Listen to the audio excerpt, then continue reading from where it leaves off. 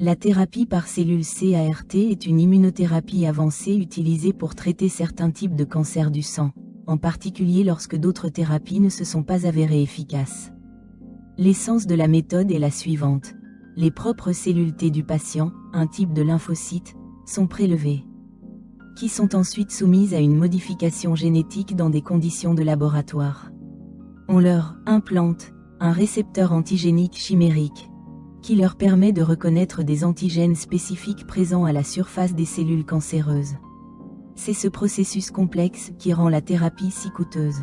Les cellules T modifiées sont ensuite réintroduites dans le corps du patient, où elles commencent à attaquer spécifiquement les cellules tumorales. En Allemagne et dans d'autres pays où ce traitement est pratiqué, la thérapie cellulaire CAR-T est principalement utilisée pour les maladies suivantes. Leucémie aiguë lymphoblastique, lymphome à cellules B, myélome multiple, lymphome à cellules du manteau. Avant de commencer la thérapie par cellules CAR-T, le patient doit subir une chimiothérapie pour faire de la place aux nouvelles cellules T. Le sang est prélevé dans une veine. Les cellules T sont isolées par un processus appelé lecaphérèse. Les cellules T collectées sont congelées et envoyées à un laboratoire où elles sont génétiquement modifiées pour exprimer CAR, développées et testées. Ce processus prend environ 4 semaines.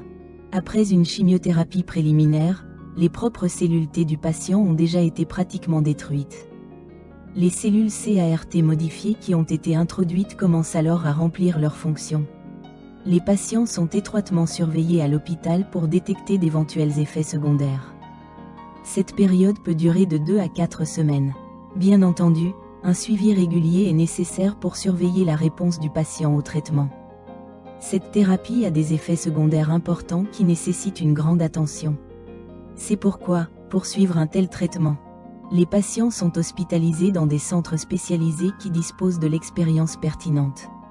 Les effets secondaires les plus courants comprennent des réactions inflammatoires, des problèmes du système nerveux, maux de tête, convulsions, et un syndrome de libération de cytokines, forte fièvre, frissons, éruptions cutanées, complications respiratoires.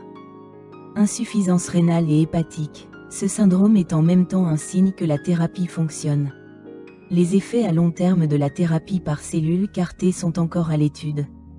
Un problème important est sa cancérogénicité potentielle. Des dizaines de milliers de traitements par cellules CAR-T ont été administrés dans le monde. Les cliniques sont tenues de surveiller les patients pendant au moins 15 ans et, jusqu'à présent, seuls quelques dizaines de cas de tumeurs malignes associées à la thérapie par cellules CAR-T ont été signalés dans le monde.